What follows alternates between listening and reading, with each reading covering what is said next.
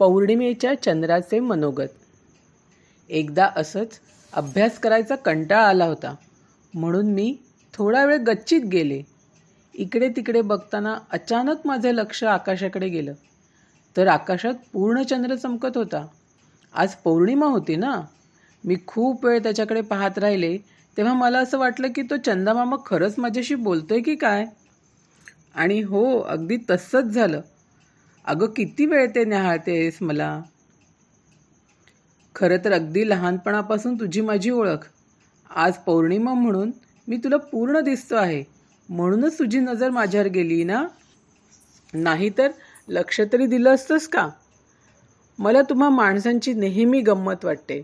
तुम्ही कधी माझे कौतुक करता, तर कधी मला नावं ठेवता। तुमच्या विद्वानांच्या मते मी परप्रकाशी आहे।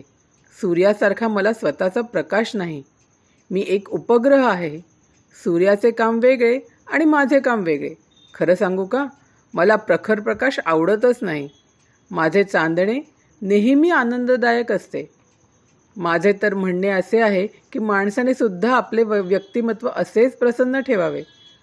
तुमचाच एक प्रतिनिधी राकेश शर्मा माझ्याकडे आला होता, तेव्हा मला केवढा आनंद झाला होता, कारण तुमची पृथ्वी आणि मी एकाच आकाशगंगेत आहोत ना।